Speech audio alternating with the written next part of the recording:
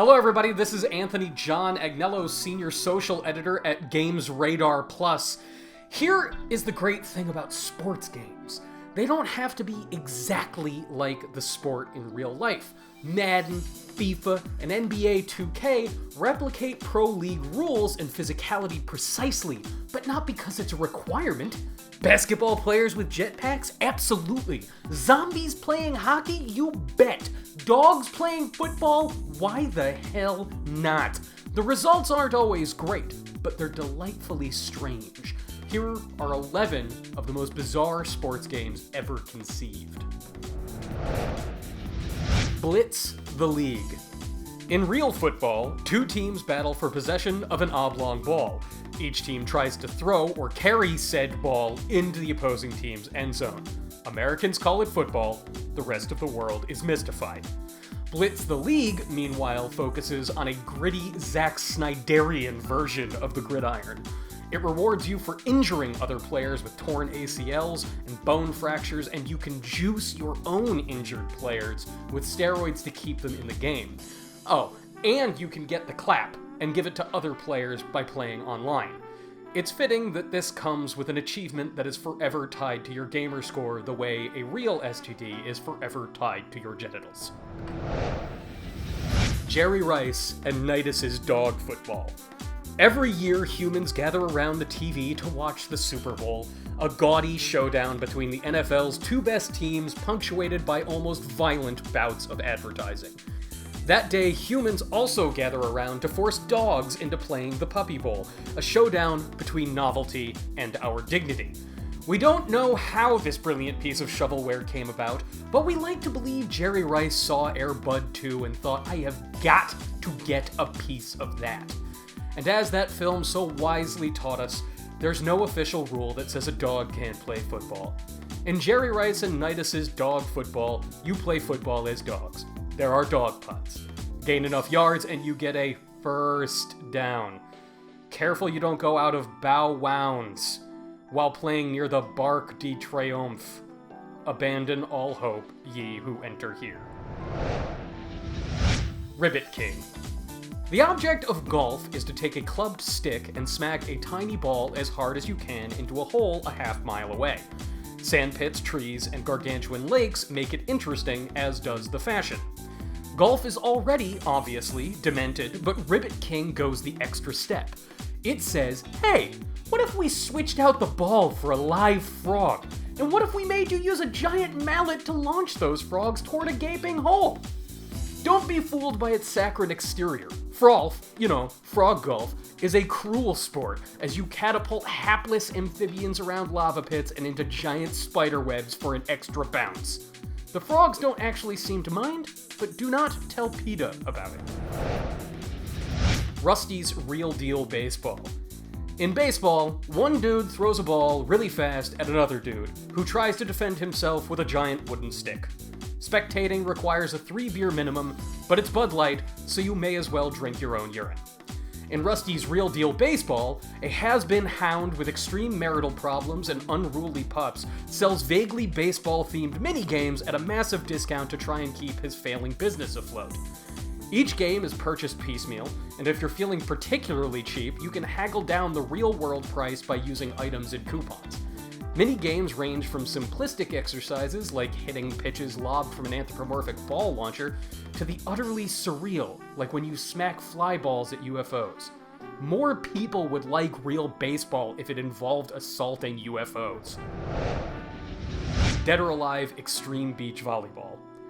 The chosen sport of greased-up fighter pilots everywhere, volleyball tasks a team of players with spiking a giant leather ball into their opponents' faces. In real life, the sand lodged in your junk is a bonus. In Dead or Alive Extreme Beach Volleyball, it's a way of life. On Zack Island, the DOA fighters lounge by the pool and walk through tropical beaches where they will, pose for you to take pictures of them. Afterwards, you must buy them new bikinis, or small crafty gift shop trinkets to make them happy, thus improving their volleyball skills. This is the only way to excel at beach volleyball in this world. Lei Fang really liked the yellow two-piece. We weren't sure if she would, but she was really excited when I gave it to her, and oh yeah, the volleyball is pretty great. Mutant League Hockey.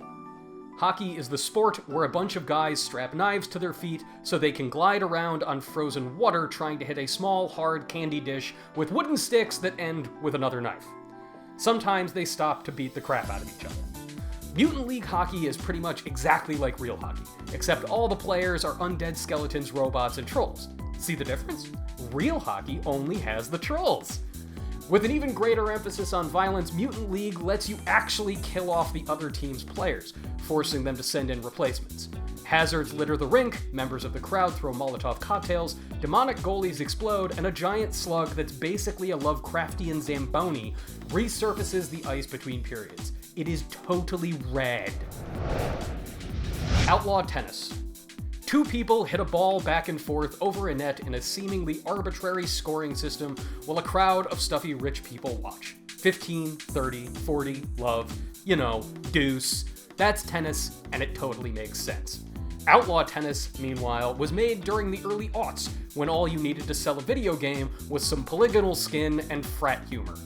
Walking stereotypes like Kiku, the Japanese girl who loves anime, and Bruce Leibowitz, the Jewish ninja, spout foul language, make lewd gestures, and generally act super crass because that'll show those Wimbledon squares.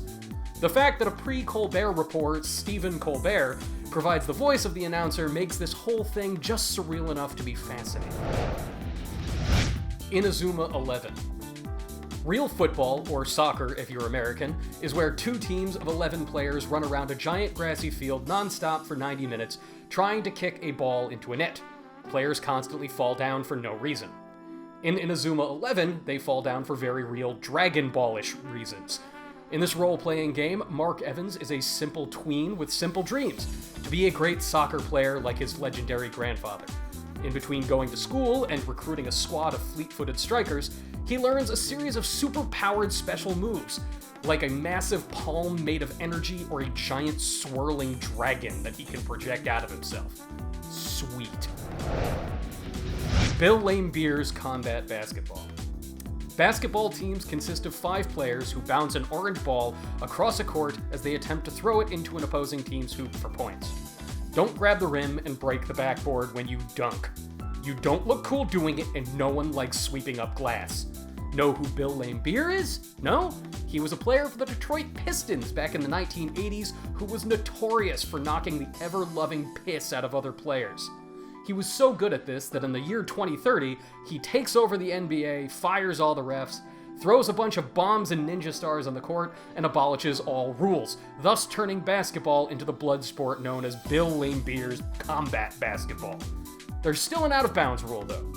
He's not a monster. Barkley, shut up and jam GAIDEN.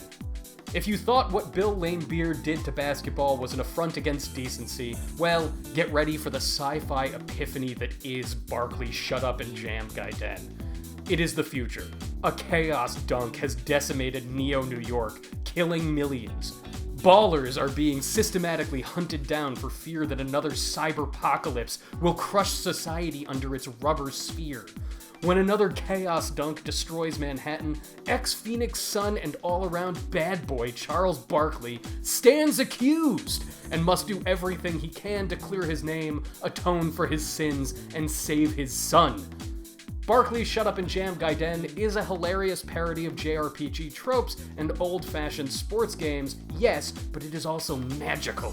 The best part? You can download it for the fabulous price of $0. ROCKSTAR Games presents table tennis. Like actual tennis, but adorable, table tennis finds players hitting a plastic ball with wooden paddles.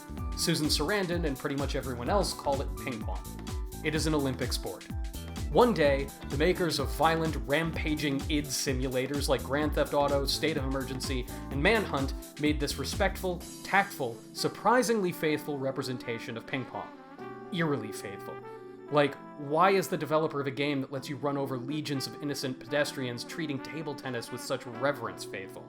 No superpowers, no wacky mascots, no outlandish tables or hoops to hit stuff through.